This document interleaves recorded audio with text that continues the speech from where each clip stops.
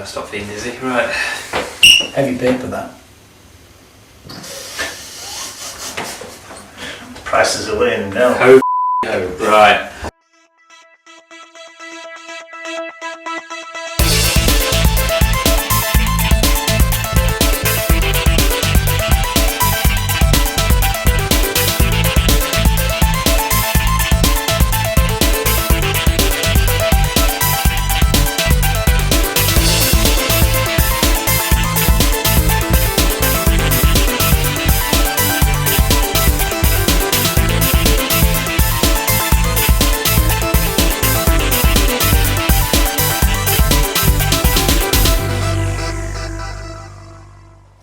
Right, hello guys, and it's New Year, and welcome to episode 23. God, 23 in January. Well, just as we're filming this. Well, January's nearly fizzling out, but we've had a little bit of a break, haven't we, guys? And we got have. Christmas out of the way, all gone on to our diets, and it's back to it. Back to filming now. We're going to try and knock them out on a regular sort of basis. Regular-ish again, or basis. Regular-ish basis. We'll yeah. emphasise on the wordish. Yeah. But anyway, without further ado, first up, got a little interesting one which we had to get sorted. Well, let's say Malcolm definitely had to get sorted. And it was a replacement of his master clutch cylinder, wasn't Yep, the clutch master cylinder. Yeah. They have a little bit of history since mid-November. There's been a bit of a problem with the clutch on the 75, and just after the first week in December, the slave cylinder gave out, and I had no gears whatsoever, no clutch, and had that replaced. Also got the clutch replaced at the same time, so I got the slave cylinder and the clutch replaced. And then the master cylinder decided it was going to be a bit funny and finally killed itself first week in January. So it was basically game over, wasn't it? Yeah, It was, yeah. As I mentioned in the episode, the Rover was doing an impression of a kangaroo down the road, wasn't it? it was. I could just about get enough pressure in there to change gears, but hydraulic clutches are a bit funny. So I had to replace the master cylinder. Anyway, should we see this first episode of this happening? Yeah. I think we should. This will be good.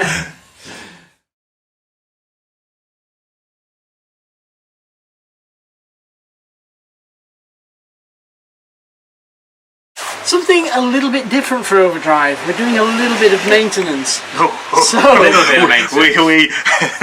apparently, when I looked in the Haynes manual, this job says it's for 2 spanners. So brought along the spanners. He sort of brings us. That's a joke, I that, don't find that funny, I do. Basically, we're replacing this, the clutch master cylinder. Now, this one is a slightly uprated one for the 75. It's metal body rather than the plastic one that's in there. And mine's decided to die, so today we're going to be replacing this. Can I just say, as we got here to Gary's, we've had the most horrendous journey. Of Malcolm all over the place, and it's been a bit of a trek just to get here. The Rover's been doing an impression of a kangaroo, I think. Well, it has, yeah. We're trying to take its Australian roots out. But the other thing is as well, the route I'd normally take, which is quite simple and quite easy, is closed. So I had to go which has made the battle the worse. long way around, which has made it a whole lot worse.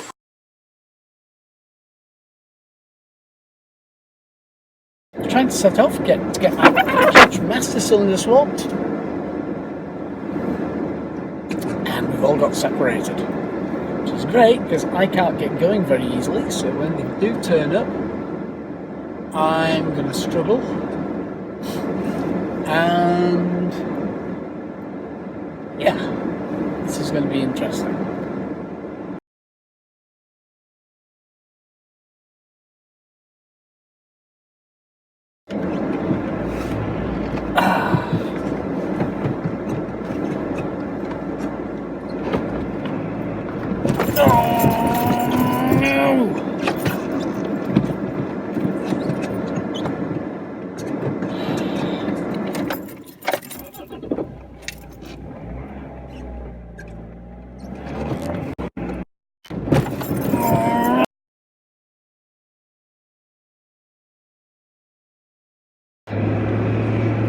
Part of the problem is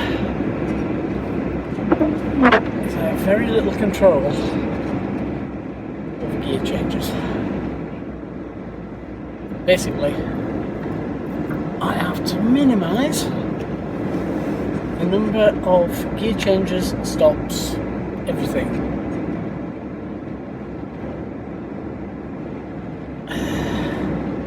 This isn't going to be fun.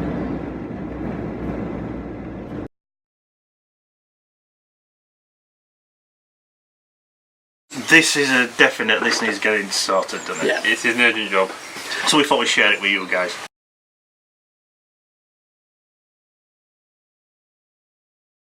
The first job was to disconnect the battery, but this wasn't for safety. Come out, You don't- innit? You have to disconnect the battery anyway because the whole battery compartment's got to come out.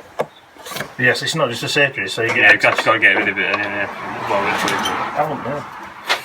At all. While the battery was being disconnected outside of the car, I got on with something just as important inside, starting to remove all the footwell panels.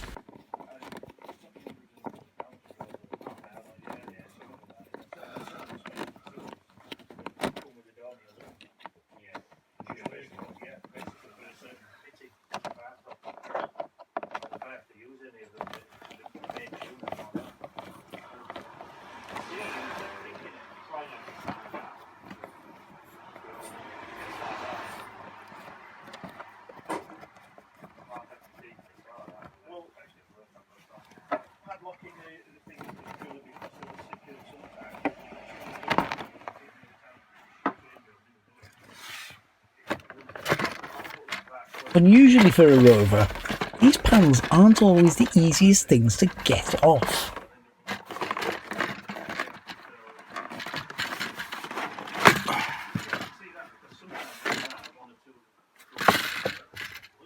Then there was the other panel. There you go.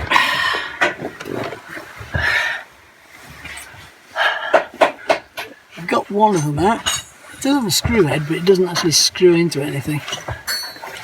So it's a case of brute force and ignorance.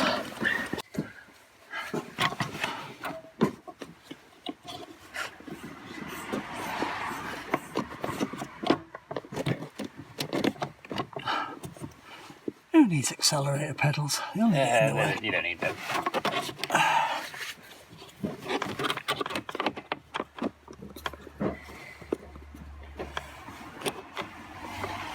Again, this panel just didn't want to come away.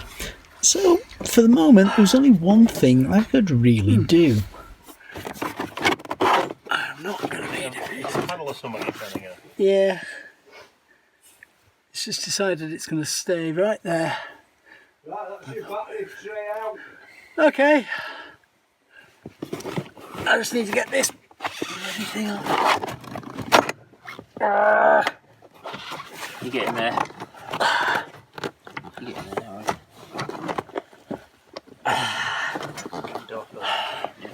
Is it? Would it like fixings and No, just clip on? Yeah. Unfortunately, it doesn't. So, Gonna be brute force in it. done that. I'm just getting it out of the way now. I hate right-hand drive cars. From here on in, things were going to be uncomfortable.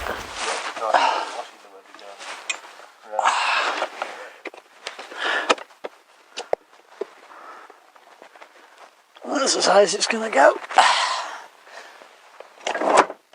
See, as far back as it's going to go. What access are you going to get? If anyone can hear me, I do apologise sometimes for the shaking of the camera, but I'm struggling at this point to get in here. There's a little clip right there.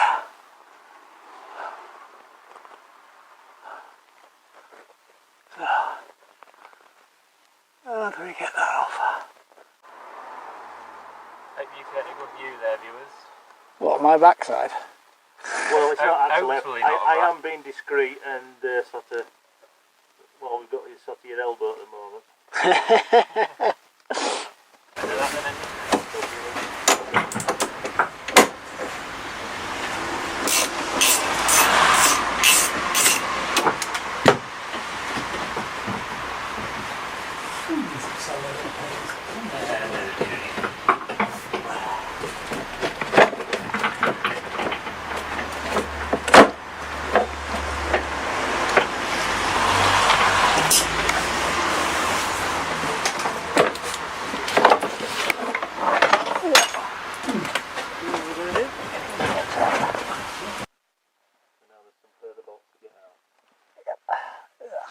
With the clip removed and the master cylinder disconnected from the pedal, there was one small problem.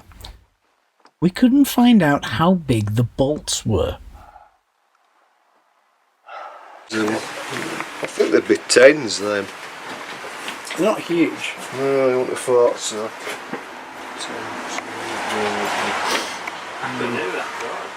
I can't understand it because last door. Yeah, probably 10s because they're probably M6 bolts that go through. And then Right. slamming into reverse and drop back a bit. Then Room to get that.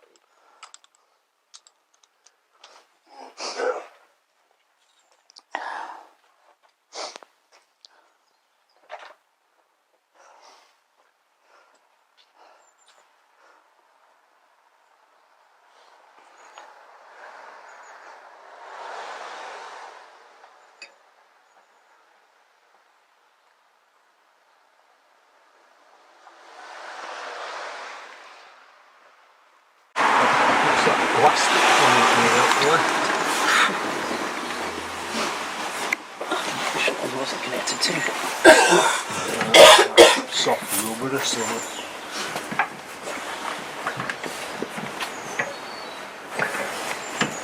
Can't make this job easy, have they? Hang on, this I've got those 2 bolts going all the way through, but will that come out? It will. You were trying to get it out, yeah.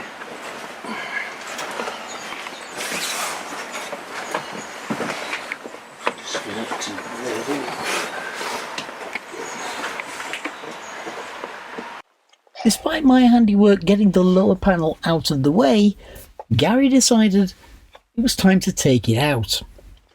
So he did.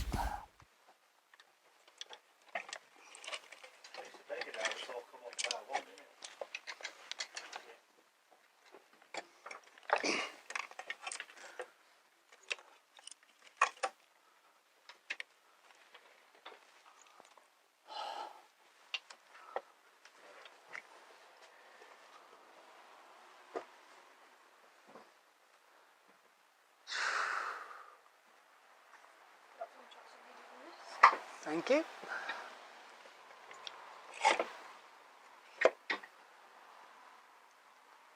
While Craig and Gary struggled with that panel, I decided I'd do something that needed to be done as well, and decided to remove the fuel pump with a fuel burning heater, as the panel that it was actually sat on was covering up the clutch master cylinder and slave cylinder join, so this needed to be removed. With the pipes and the electrical connectors now disconnected, the whole assembly could be moved out of the way when we were ready, with a little adjustment to get the disconnected pipes out of the way. That is a bother with a lot of stuff, isn't it? It's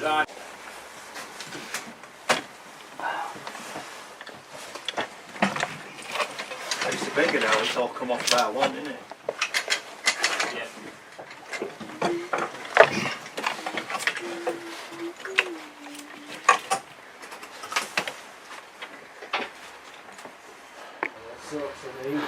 Okay, so here is where the clutch master cylinder pipe joins the clutch slave cylinder. And thankfully that is a self-sealing joint, so we don't need to bleed it. The thing Well, is, if it, we need to bleed this side, break it off, but we don't need to pull it bleed back on that the side. Having removed the panel and established that the bolts weren't a size 10mm, now is the time to find out their actual size. Just round it up, won't you? Does that seem to spin as well? Sort of grabs on the end, it sort of goes like that. Right, so we're looking at an 8 or a 7. Getting like bingo. Oh yeah. I went off to find an 8mm spanner. Wasn't much else for me to do at that point. It's basically going into a plastic. So them nuts come off and it should slide that way. Yeah. Should do.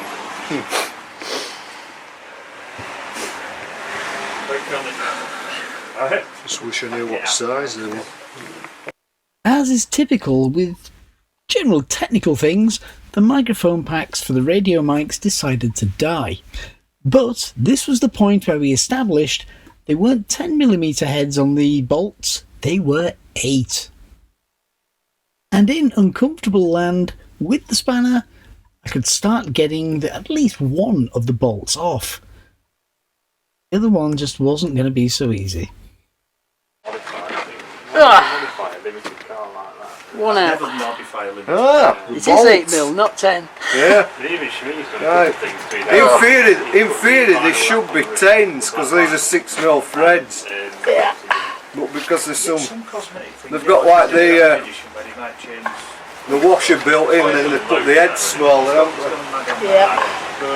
Right, I get it now. All I'm going to do now is get this one off. But that's the Heritage is.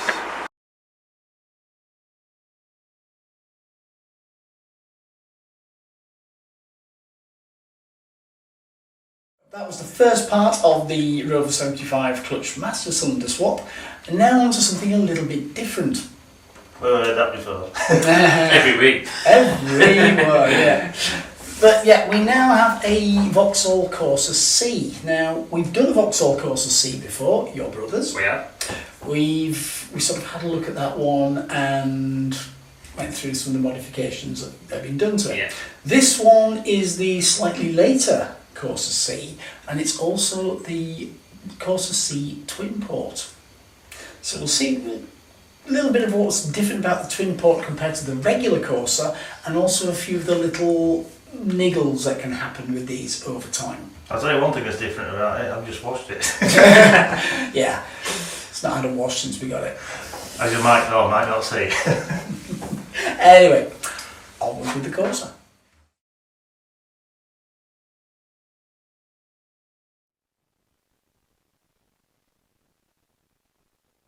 We've done the Vauxhall Corsa before, and we've even done a Vauxhall Corsa C before. But this one's a little bit different. This one is the 1.2 TwinPort, and the differences are subtle, but they are there.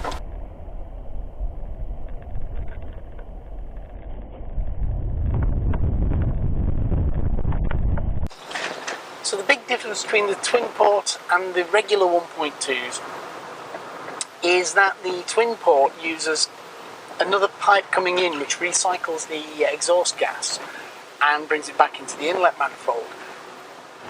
This brings up a bit of a tumbling in the air for the air-fuel mixture, and as a result gets a little bit more boost out of the car.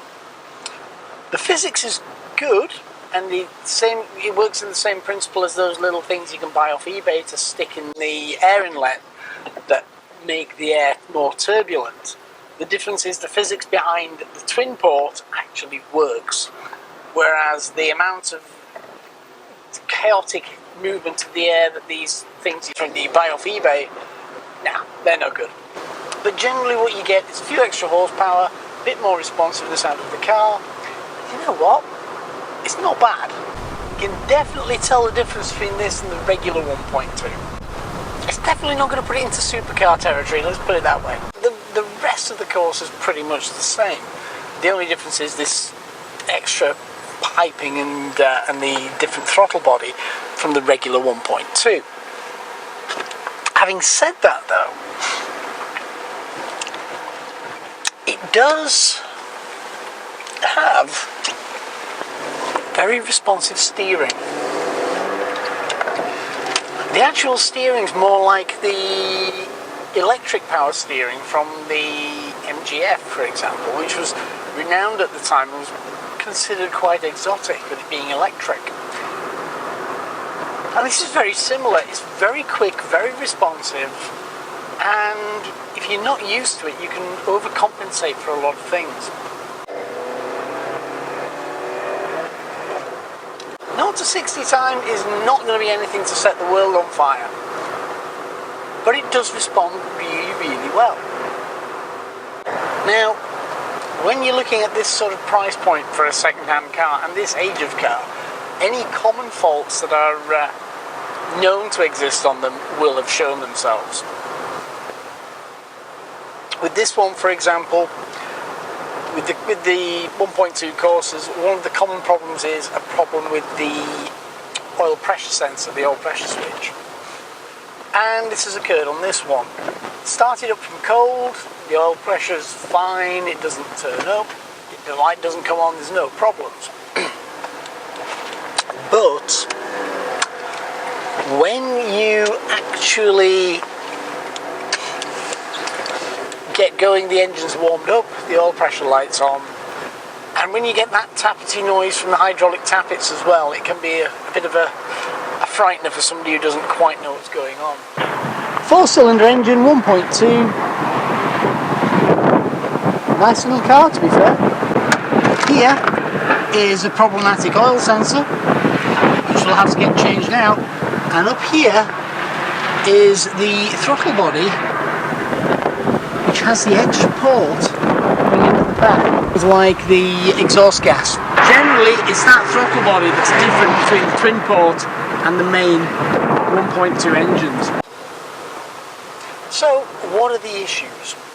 Well, as I've mentioned, the oil pressure light's on.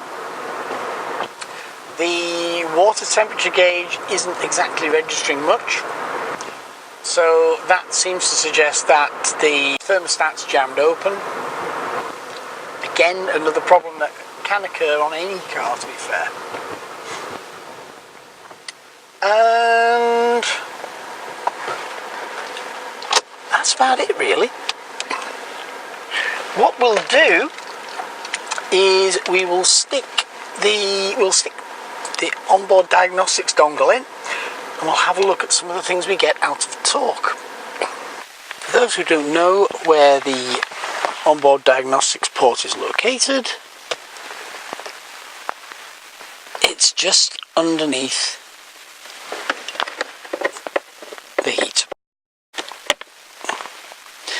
Now with that fitted, let's see what we get. So, I have the onboard diagnostics connected. I have Torque Pro running. Let's see what we get. So we can see we're not doing too bad with the settings. We're getting quite a lot of readings out of the torque and a lot of information out of torque, actually. As you can see from the miles to the gallon, it's actually quite a good reading, so it's quite economical on fuel, so long as you drive it sensibly. Handling is pretty good. As mentioned, the steering's fairly responsive, very responsive, and incredibly tight as well. Really good turning circle, and in places like this, being a small car is pretty important as well. The interior, well, the stereo, I'm pretty sure Vauxhall got a job lot of them and they couldn't get rid of them. It's fairly similar to the ones that they had at the time, all across the board. The thing I really like is the actual display.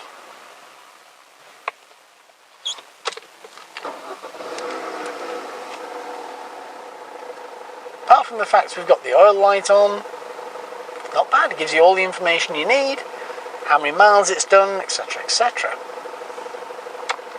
It's quite clear, and importantly for me, it's got the water temperature on there as well, so I know exactly what's going on with the car. Steering wheel, some pretty good controls on there. Now, air conditioning. We have air conditioning on this model. With the TwinPorts, you only had a choice between the air conditioning and the sunroof. At launch and when the car was available, you couldn't have both. And then the display. Interior room is pretty good, and in the back you can get 2 child seats in quite comfortably, though anybody in the middle will have to be slim. The boot isn't a bad size, although it is quite easy to fill, as my wife has proven. It won't fit a buggy in with shopping, but it's okay. With current prices for the 1.2 and the 1.2 TwinPort, you can get a pretty good deal, especially if you've got some time left on the MOT when you buy. Would I have one as a regular day-to-day car? Quite possibly.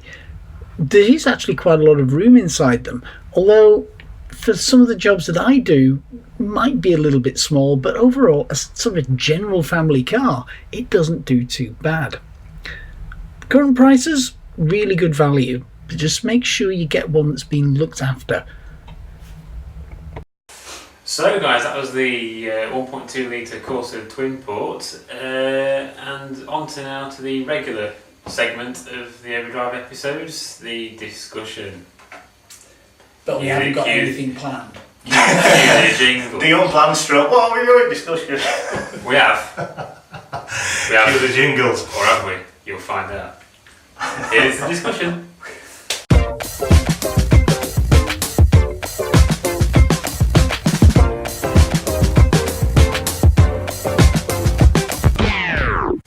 Hello guys and welcome to this episode's discussion. Now I would say this one was planned, but it It is unscripted. It was planned about 5 minutes ago. That's being generous. Right, anyway, so crack on. We're going to talk about, and you may know this, we're cheating here. I wouldn't say cheating. Well, It's active live research. exactly. You see what you'll see Consumer down consumer this, advice. and it's basically as classics, isn't it? And as older cars. Yeah. Yes, I'm not going to mention the publication, but we're looking through some classifieds. No, what we're going to talk about is a lot of it is pricing. Yeah. And actually, some of the cars that we're looking at here, we're scooting through. Obviously, we've got it on the Rover page. They've rocketed in value recently. The fact that they're even Got out any there. Fords in there? Where have these cars been hidden all these? Well, the thing is, look at that. It's just caught my eye. Oh, yes. Now, Yes, you see, I know someone that has this sort of liking for these Trans Ams and things like that, and I've always thought myself as a company in America that would get you ones that they recondition and not want and get them for you. I'd love one. It's not a very nice colour. It's not your Smokey the Bandit sort of one, but I suspect it's not a bad price for one of them they're considering. now, what are we sort of looking at price for that? 16. 16,000. Or you get your normally family saloon car or something like that, wouldn't it? Yeah. But what fun you could have with that, and what It a wouldn't head actually buy you a mid-range Fiesta that now these days. Do you know it wouldn't? I don't even think you could get a used one. On that subject, I'm just going to veer off the But topic a for a Fiesta second. you wouldn't probably get for 16. I was looking through a publication the other day in the supermarket, as most blokes do.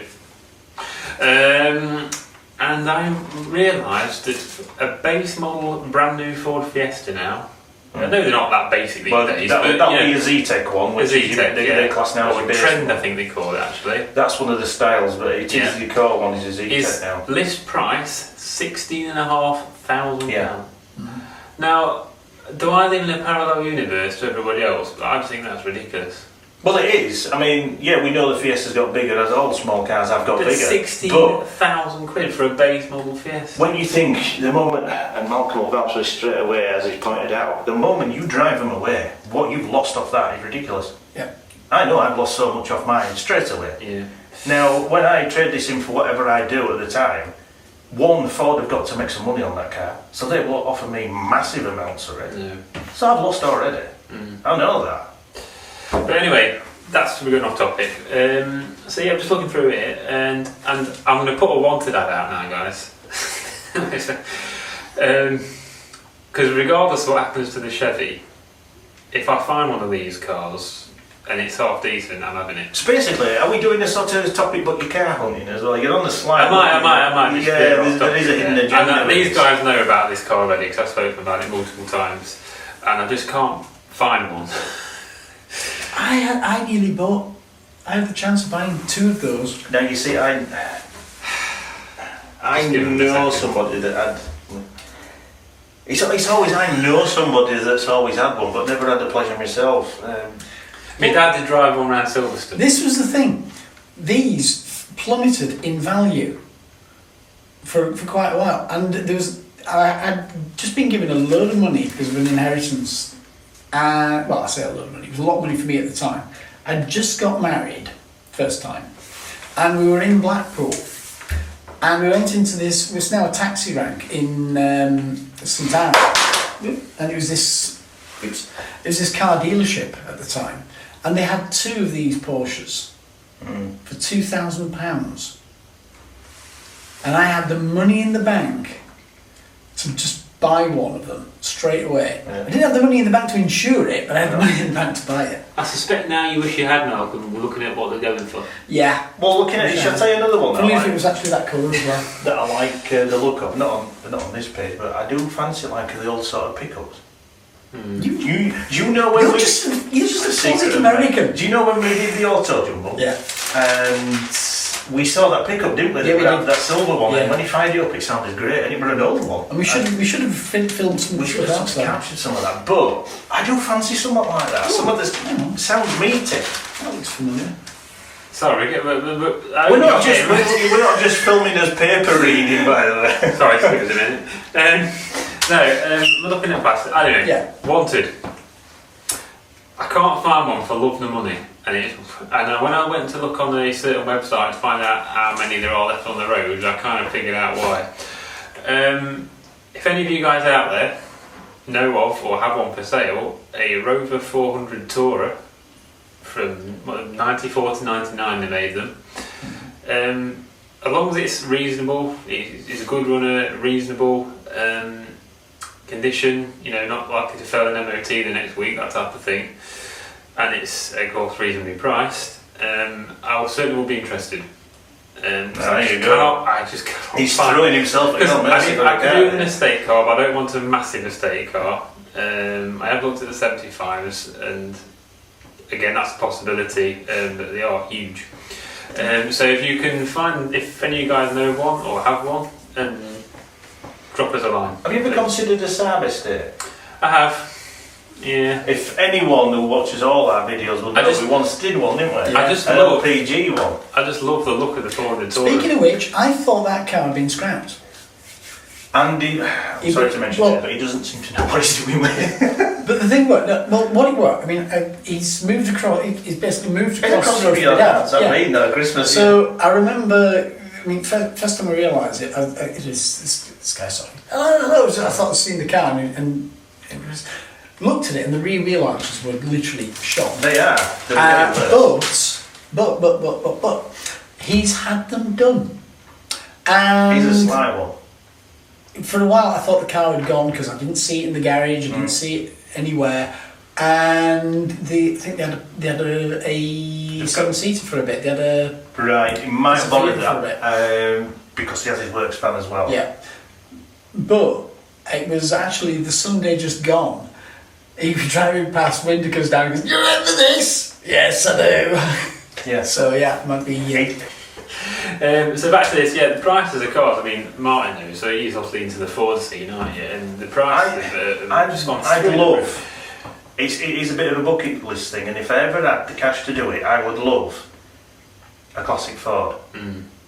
Maybe something like an Escort Cosy or a Porsche Sierra Cosy. Yeah. Given the choice, it'd be Escort first. I mean, like I say, we mentioned before on OverDrive, my absolute dream car would be a mint stock Ford Escort Monte Carlo in that metallic, I can't remember what they call it, that metallic red colour. Yeah, and there is one for sale. Oh, wow. There is one for sale for 36,500 on eBay. It's not got the original wheels, and it's not a concourse edition. Let's say it's spec sort of car. It's not mint, but it's a damn good usable one and that. But my frightening fear with getting one of them, if I could afford, I'd probably never afford to insure it. Yeah. I mean, I do have an hankering for an old Jag. I mean, looking in here, there's a couple in here for less than £1,000 for a sort When of you say old Jag though, do you mean Inspector Morse old Jag? No. I'm talking or an XJS, something like that. An XJ, sort of a mid-90s XJ, so I suppose a modern classic really. And you see, my dad, bless his soul, had to drive his old boss to this place once, and he drove him in his car. The old man Bottomley and George. And he drove him in his Jag XJS, and we were going down motorway, and my dad, being my dad, were being very careful and sticking to speed, as you would, but it's not your car, you're on the motorway, and your boss is sat right next to you. And he just turned to him and says, "He can do a lot more than that, you know."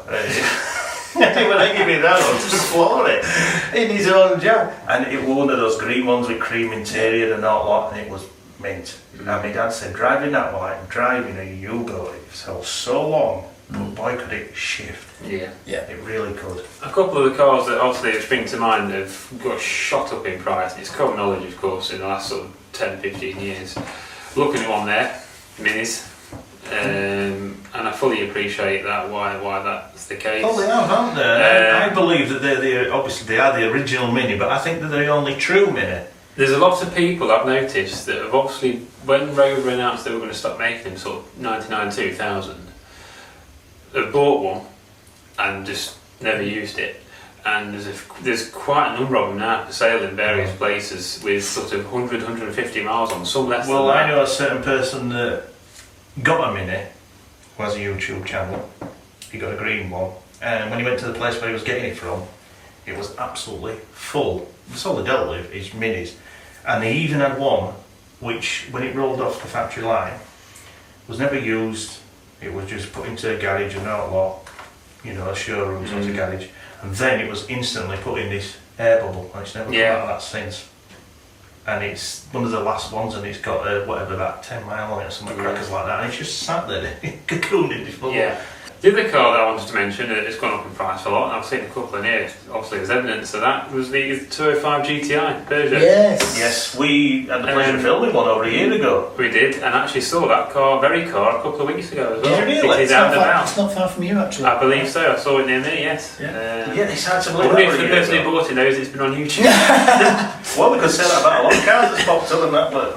Yeah. But yeah, I mean, there's a particular one that springs to mind, and it's very, very rare. That would be the T16, would it? No, because that wasn't ever factory. Well, it was, but not out of the showroom, so to speak, I don't believe. It Anyway. was, because they had to sell 200 of them too. Yes, it was. Yeah, but anyway, standard 205 GTIs. And there was one called the 1FM, which came out in, I think it was 1992. 1FM. One came out, I think it was 1992. Anyway, yes. Basically, it was to celebrate 25 years of Radio 1. And Very good, you see that? And they made 25 of them. They were the only 205 ever sold in the UK with standard air conditioning. Did they all come in the same colour then? Black, with black wheels. They're the only 205 ever sold in Britain that came with a CD player, a Clarion CD player, And now hence cars do the association with the radio. They all had full leather interior. I think they had an electric sunroof as opposed to a manual one. Oh, you little windy handle, yeah. And they are stupendously rare nowadays. Yeah. Unfortunately, I do know that not all of them still exist, which is a shame. But if you can find one of them, You can find out, you see, about cars, can't you? How many sort of left on the road or class of stationary, off the road and stuff. And Here. but yes, you can. There's some now that have reached auctions. well, I'll just say, when I was going to get my Puma, it was Malcolm that took me to the place where I got it. How many left? Yeah, that's it, yeah. I originally saw a Thunder edition of the Puma on an O2. Oh yeah. That is the one I wanted, but I found out afterwards it had already been snapped up. On that night before I found out it was snapped up, I did that search, and there's 47 of them left, I think he said. Right. If that's genuine or not. Of the Thunder ones. Now this one, which was at that place in Manchester where it was snapped up, and I got, I don't remember, it's a bog standard one.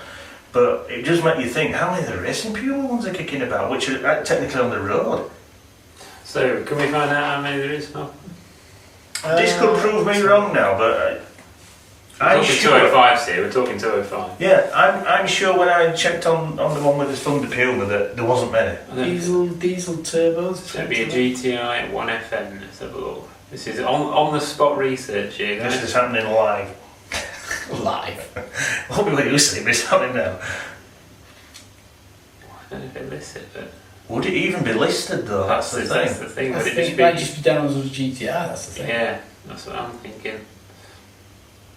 Because yes, it might have got some other creature comforts that were different, but would Yeah. it still be in the bog standard engine Oh, size it's and all? 1.9. Yeah, that's the thing. Yeah. Yes, it was more than what came with it. Yeah, I mean, it's like... And had a few stickers on. Yeah, it's like when they decided to do the Millennium Puma and the Thunder Puma. They were both really basically 1.7 engine, full leather inside, and that was it. You only had a colour change and things. Yeah. You didn't get anything special mechanically in that. No. Doesn't look like it's listed. But I suppose we should change this topic slightly and look at, yes, we know there's certain cars like that that have gone up in price, and the reason obviously we know they've all gone up in price like that is it's supply and demand. It's the same old thing, supply and demand, you know. People remember them cars when they're younger, they're maybe at an age now where they can afford them. Yeah. And people aren't. If some of them are daft, hike the price up, there you go. But you can also pick up a classic car or modern classic for not much money at all. I mean, I'm looking at here for it's a Mercedes E-Class 94. Okay, it's got 192,000 miles on, but as we've proven, that's not really an issue. 1,500 quid. You still get some nice years out of having a car like that. You can, on that bit, you know, you can pick up a decent, half-decent classic car, as we mentioned with that Mercedes there, a very low mileage Metro, because let's be honest, the ones that are left are the nice ones anyway. Yeah. The ones that have been looked after. Exactly. Yeah. So you pick up a very nice example for a couple of £1,000. You don't have to spend 68 Well, you see, grand this on is the a thing. Focus. If any car is looked after from year dot, from when they've got it, It'll last. They will last. I mean, we all know that the Puma had rust issues at the back of the wing, but if looked after, it didn't have an issue. They're only ones that have suffered because of stone chips or stuff that's not been addressed, and then things have happened. That's it. And that's what it is with most cars. For some people, a car is a car is a car is a car. And that's it. Yeah. And wouldn't be able to tell the difference between a Mini and a Range Rover. But thankfully, it's a world where people who do love the cars don't love all the same thing. But that's what makes it great. Yeah. And would make life very boring if everybody liked It the same would. thing. I don't want it to come to a time where we're like the Jetsons and all just going around in bubble cars. Anyway, It's that I feeling. suppose we better wrap up because we're going to be here all day otherwise, aren't we? Yeah. As car enthusiasts, we could literally chat all day about it. It's required. Yes. So, any guys, any ideas, anything you? But I'll tell you what, want we'd to like say? to hear from people that's actually got the classics. That, as you All saw, like the really Marcos. old classics, yeah. Yeah, I mean, as you saw, like with the Marcos, that was an absolute treat to do that Yeah. car. Not just because it was a Marcos and it were different, but purely because it was. That's old true. If and any classic. guys do own something modern classic, Things or like that classic, to crop up. Yeah. Basically, they're the little gems, aren't they? Yeah. That crop up. So, yeah, we like us modern So cars. if you do want that film when you're in the Yorkshire area, let us know. Anyway, But even if you found a field and you think you can travel to us or not like that, do so. Or if you can put us up. yeah, that's it. We eat light. And if you have a Rover 400 Tourer, please let me know. Joking aside, it seems like he's on the lookout for one of these. So if I did look on that website, and apparently there was less than 150 on the road, which might explain why I can't find them. But for all that, though, you may find one though still. You That's never true. know. I did see a couple of years ago. I just wish I bought them then. Anyway, we better wrap up. That's it for this month's What a discussion for the first. Considering we didn't For invent the first month about. of the year. Well improvised there. Yeah, I'll improvise. Anyway, that's it. So we'll let you go. Hope you enjoyed it, guys. Oh, look, notice on that as well. UK classics hit by fatal fuel threat. I suspect that's to do with E10 fuel. It so is that is indeed. something we'll have a look at. In the future, Right, yes. yeah. I was planning on doing that in the future. Well So, spotted. anyway, there you go. Hope you enjoy this and the episode in general. We'll see you next time. We will. Bye. Bye. Bye.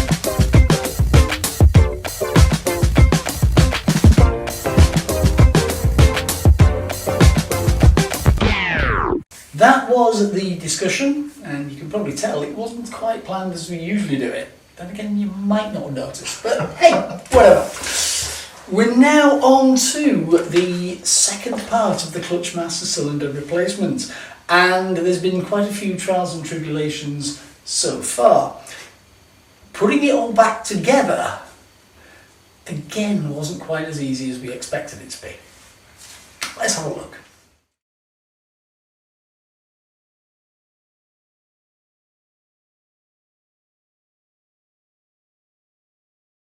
As there wasn't a lot for him to do, we sent Craig home.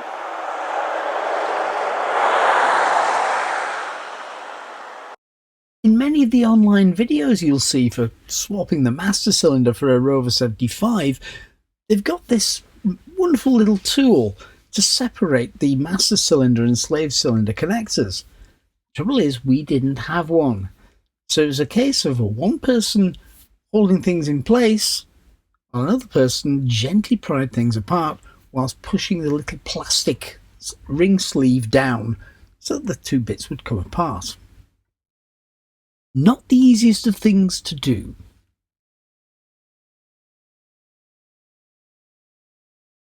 But with the master and the slave now separated, you can now start pulling all the cabling out for the clutch master cylinder. You'd think it would be an easy job. Part of it. Not moving this end. Oh dear. Oh, well, it'll go one way or other, won't it? I haven't got it yet. Oh dear. While the disconnected master cylinder refused to budge, Gary came up with an alternative solution. Oh, we're on to junior axle now, so... Yeah, it's when we're on to the senior axle. Yeah, it's when we go up to the next grade of saw. I bet it's copper underneath there, isn't it? It could be, yeah, it's possible. Could be anything. Right, you should have to it, so pull the let's lot hope out it's the right now. pipe because it's gone. Pull it. There's no turning back now. Well, whatever that one waggling it back and it's disappeared, so you've either got it or... Going. Moving anyway. Yep, Going, it's nearly there. You should have it. I've got it. Well, let's hope it is right pipe because you've got some. It is. Oh, blimey. What a pain. I'd hold that up for camera. So that you got it. So you can see, that one is plastic. And it ain't that good. If we thought our difficult points were all finished, we were wrong. The replacement pipe was copper, Silly, done it? and not the easiest thing to manoeuvre with the various gaps that we had to pass it through. Try and feed it through all. Oh, okay. Got ya. I need to just feel where I'm going. I'm trying to push it through all, but it's difficult because it's on an angle. Past it now.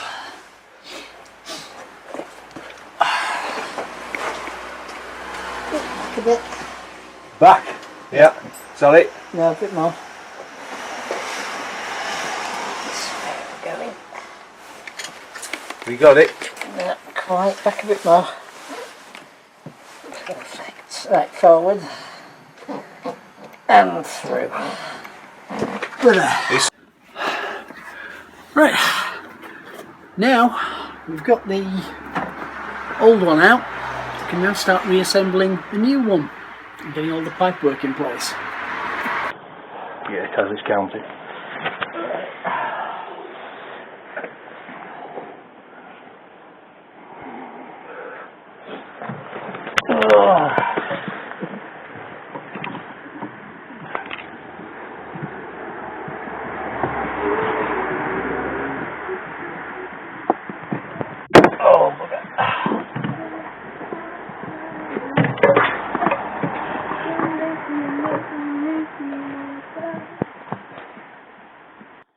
With enough pipework through so that I could actually connect the copper piping and the new master cylinder together, we then had to reconnect it back at the other end to the slave cylinder.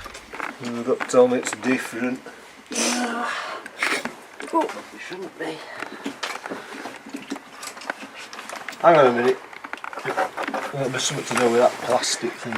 Yeah. Well, it was a pain to get off. So The plastic bit looks to go that way towards the back of the car, doesn't it? Because we did it vice versa when we pulled it off.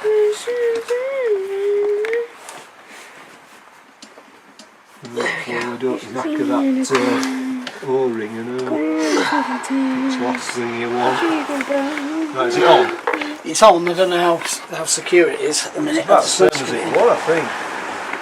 Might need to go a bit further. Just hold that a minute. I've got it. I'm recording. I think it's all the way home, you know. 'Cause that's how it was before. That were waggling about like that. That plastic bit were going like that before we took it apart. And to release it, we had to press it right in. Let's that be like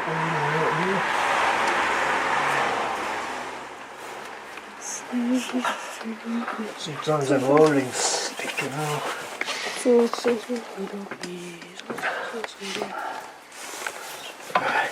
Shouldn't be that tight, should it? Now the bleed point is there. Oh, right, yeah. Yep. So if we can attach something to that, that's where we can bleed it from. It's been spewing out of there, I don't know. It must have been when we took pipe off. Could be. What do you reckon? Do you think that's fully home now? Because that's how it was before, it was just going up and down like that. It's as far as it'll go. Yeah, must be up the shoulder there. So if you had to pull that down. Yeah. What we had to do was press that in. Yeah. And then That's as pull far it out. That's as far out as it'll go. Yeah, we'd have thought so, yeah. You won't know till you start bleeding it when there's any leaks around. True. With that, it was now time to start bleeding the clutch system. We decided to do the whole lot because we didn't know what the old fluid was going to be like in the Slave. So, we started again from scratch. Attached a bleed pipe to the bleed nipple, found an old noodle pot, and then had to figure out how to get the fluid into the master cylinder. That wasn't going to be so easy.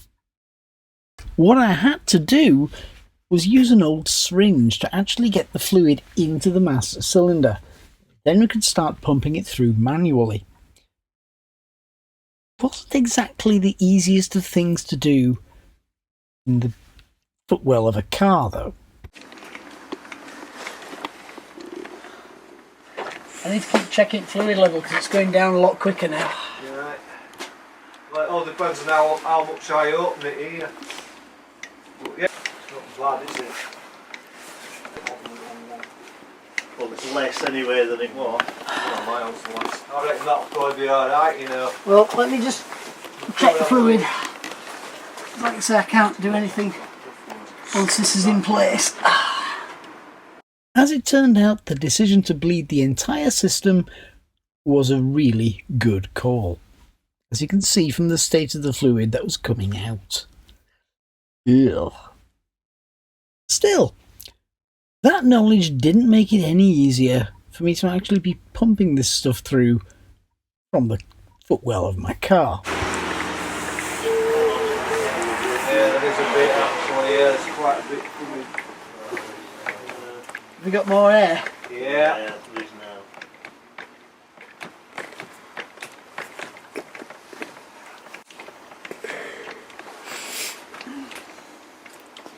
It's getting harder to push anyway. Let's change colours. Oh yeah, it's clear now. Clear, but you're still getting the bubbles now and again. You will get a couple, but That's when you sort of stop, isn't it? yeah, I'd say one more set of pumps and then we're about right. With the hardest part done, Martin went home.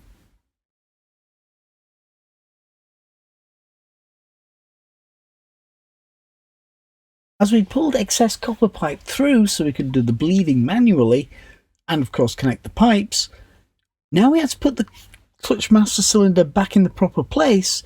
We had to find somewhere for this excess pipe work to go. Not that easy, but we did it. Now it was time for Gary and I to start putting the car back together, starting with the battery bay, getting the battery actually into the car so we could actually start it and try things out. Luckily, reassembly was quite easy by comparison. Reconnecting everything just clicked into place. What's the matter? Well, most of it anyway. It's not going in all. Should be somewhere down there though.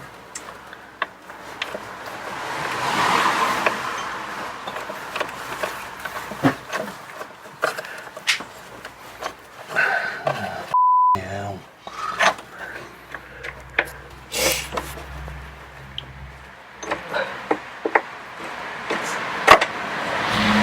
That's miles away.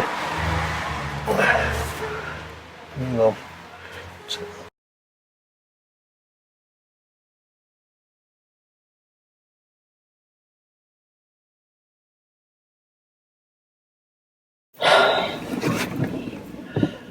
So, now for the test. Sounds better than it was. Well, the sound of the engine shouldn't sound any different. It's the gear lever. So whether or not we can get the gears. That's a lot better. In gear, and it's not creeping up. Oh, I got out of here.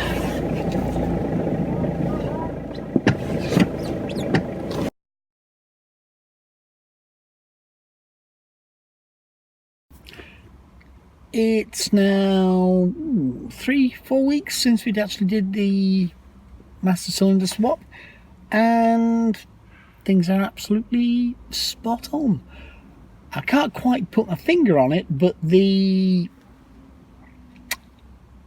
whole thing feels a lot more solid with it being the metal master cylinder compared to the plastic one. Probably more sort of subjective, but it does seem a hell of a lot better, and certainly that peace of mind for me, putting that extra £15-20 into the actual master cylinder itself certainly has paid off. And on top of that as well, just being able to drive the car again properly, it's probably been something that's been building up for quite a few months, because it's not felt like this for certainly quite some time. So yeah, definitely worthwhile doing. And one of those things as well, if you've got something like a 75, or even the BMWs as well that these are based on, investing that little bit extra in a better piece of equipment, especially if you're wanting to keep the car, is definitely worth the money.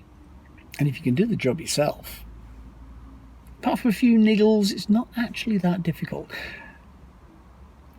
If you get the plastic cylinder, then you do get the moulded pipe that goes with it, and it makes it a little bit easier in that respect, but it's also a lot harder in terms of feeding it through and bleeding it. Definitely with the copper piping, you've got to be able to route it and get it to where you want it to go. But yeah, it's definitely worthwhile. So far so good. That was the reassembly of the 75, which was a bit of a job, I gather, because I got bored and went home. I had to leave. I didn't get bored. I had to leave. The silly thing is, I'm not going to spoil it for anyone, but I sort of left on probably the best part, because I didn't actually see him drive away with the, let's say, finished product with everything done. And I have to say, I was dreading coming out of the drive, because if the clutch went, as Gary stood behind me, guiding me out. Oh, right. Oh. And I didn't realise, so I'm coming out and looking at the road, and if that clutch had failed at that point, I could have just lurched back. You could have run him over, couldn't you? Yeah, I could have done. It could have been a splat. You're not alright. But yeah, it worked. It went really well. It's still working. Yeah, I was going to say, is it still working? But you've just answered me that one. Yeah. But isn't that satisfying and good to know? It is. I mean, the thing is, you can tell though that the car wasn't designed to have a copper pipe going in. Yeah. Because you know, you got the plankton chamber where the brake master cylinder is, and the vacuum thing. You've got the bulkhead, and you've got another bulkhead, and you've got a hole here, and the other hole is here. You really further struggled. down. Yeah, you really struggled at one point, even With the copper, yeah. getting it through. If What I'd you were trying to remove as well, it was awkward, wasn't it? If I'd have bought another plastic master cylinder, which I could have done, it would have saved me 15 quid, 15, 20 quid. Yeah. I could have bought one with the prefabricated pipe on, but then that would have been a pain in the backside to feed through. But also think about what have you saved purely by doing it as you did. Yeah, labour costs and stuff like that. So your savings are Massive. Anyhow, We better stop rambling, but that's just another better do us from into February before. So yes, I suppose we better finish up. Thanks very much for watching episode 23. It was, that was 23. We'll be on with sorting out episode 24 fairly soon. Probably as you've seen this, we're sorting it out, Yeah, we need to get moving. I do have something in the pipeline. Always something. There's always something in it. Have you noticed that? Yeah, but he never tells us though. No. You noticed that as well. I remember this time last year I did mention it in the group chat yesterday. Well, this time last year we were a bit, well, we've got this and got that, we'll cobble that together, yeah, it's just into New Year, what we're going to do, well, we're not sure. And then as the year unfolds, have you seen now, there's always something. Something, yeah. So with that note, we will leave you now with that. We will. I hope you enjoyed episode 23. From us guys, that's it, and we'll see you in the next one. Catch you all there, guys. Bye. Yeah, that's going to be the subject of today's discussion. I think what it is, we're just amazed at some of these prices actually. You do realise if Gary was here, he'd be looking at going too modern. These are what I call really old. Anything after 1970s.